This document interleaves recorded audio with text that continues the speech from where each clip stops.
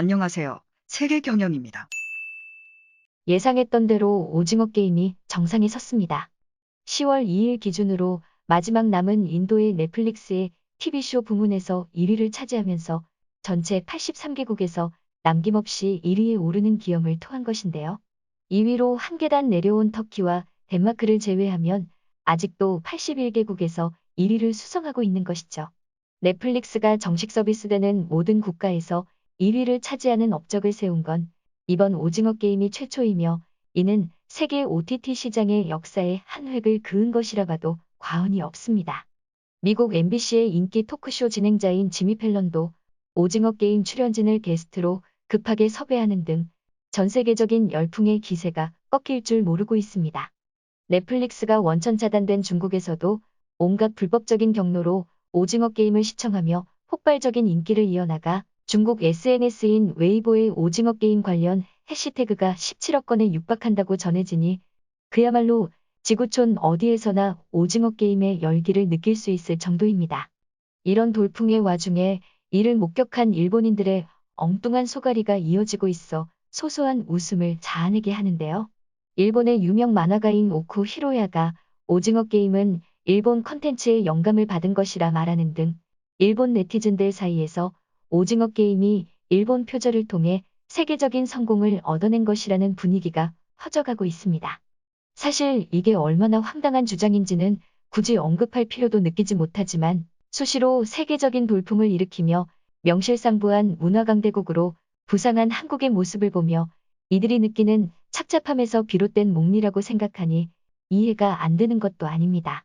실제로 오징어 게임이 전 세계 1위를 달성하며 유례없는 대박을 쳤다는 일본 기사마다 일본 네티즌들은 댓글을 통해 그들의 복잡한 심경을 드러내고 있었는데요. 그러면서도 오징어 게임 자체는 너무 재미있어서 어쩔 수가 없었다는 말을 반복하고 있으니 인지 부조화도 심각하게 진행되고 있는 듯 싶습니다.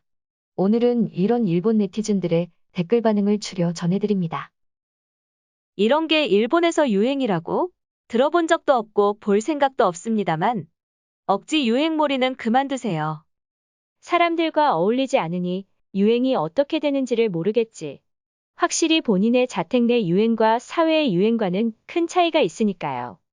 한국인들은 일본의 영화나 드라마 같은 거 보지도 않는데 넷플릭스는 한국은 제작진, 일본을 단순한 소비자 정도로 취급하고 있기 때문에 돈만 쥐어짜지는 존재가 되어버렸다. 정신 차려야 하는데 정작 일본인들은 태평하게 한국 영화나 찾아보고 어이가 없어. 난 넷플릭스 해지했다. 일본 시장에서 회원을 끌어모은 뒤 구독료는 모두 한국에게 쏟는 거지. 일본에는 애니메이션 제작비 정도나 들어오지만 금액 규모부터 엄청난 차이니까 바보 같다. 일본인도 일본의 영화나 드라마 같은 거 안 보는데요? 넷플릭스에서 며칠째 1위를 차지하고 있으므로 눈에 들어오고 실제로 주위에서 본 사람이 꽤 많아요. 회사의 휴식 시간에도 오징어 게임 이야기를 하는 사람이 많습니다. 모르는 사람도 있겠지만 유행 중이라는 건 확실해요. 한국 드라마는 원래 잘 보지 않는 편이지만 이건 진짜 재밌고 추천할 만합니다.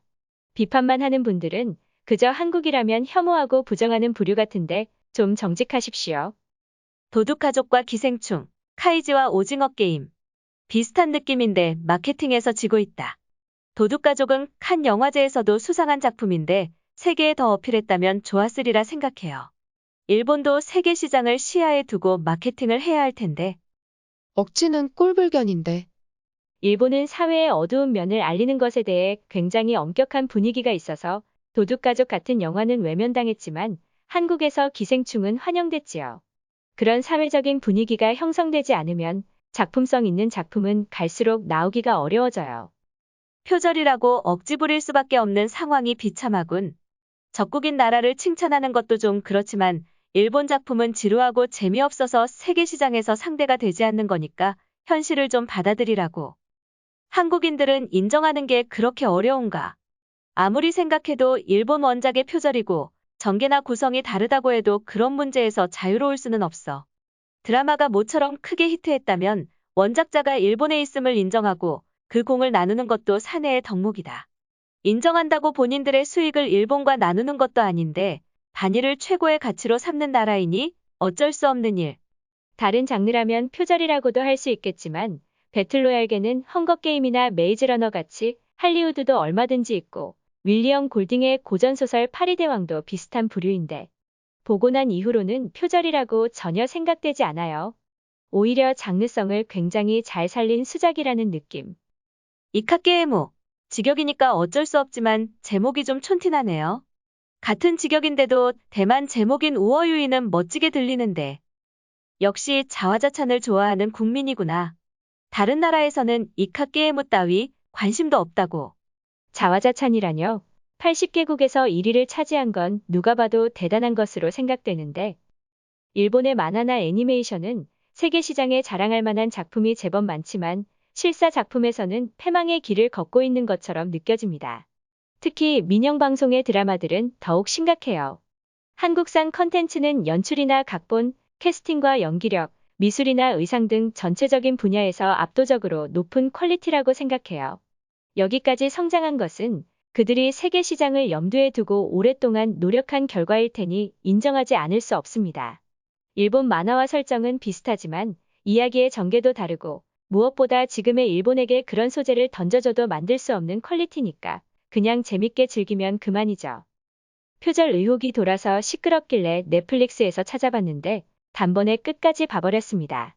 시끄러운 얘기는 제쳐두고 개인적으로 굉장히 잘 만들었다고 생각해요. 어차피 데스게임계는 보편적인 소재가 되어버려서 표절이라고 보기는 힘드니까. 억지 부리지 말고 우리부터 좀 노력했으면. 일본의 문화산업이 그렇지 뭐. 골방에 틀어박힌 작가가 모든 노력을 기울여서 모처럼 멋진 만화가 탄생하더라도 쓰레기 같은 실사 배우와 연출진을 기용해서 국내 시장에서 푼돈이나 벌고 끝내면 된다는 분위기가 있으니까. 힘들여 만든 아이디어는 모두 해외에 빼앗겨버리고 명성 또한 잃어버린다. 군사력이나 경제력만이 국력이 아닌 걸 모르고 있어. 문화적인 힘에서 압도당하면 전쟁을 하지도 않고도 정신적으로 종속돼 버릴 수 있는데. 넷플릭스에서 한국산을 찾아보다가 문득 일본의 드라마를 보니까 그 어색함에 소름이 돋았어요. 예전에는 느끼지 못했는데 비교 대상이 생기니까 문제투성이야.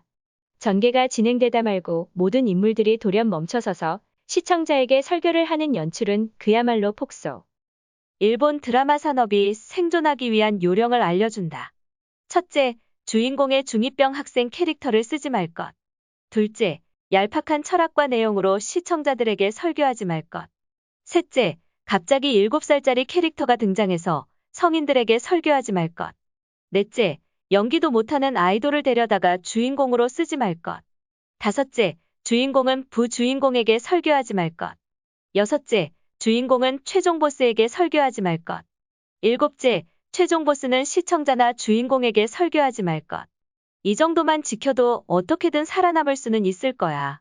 한국 드라마와는 시장의 규모도 제작비 예산도 다르기 때문에 정면 승부는 불가능하다. 우선 기본기부터 다지자. 시청해주셔서 감사합니다. 세계경영이었습니다.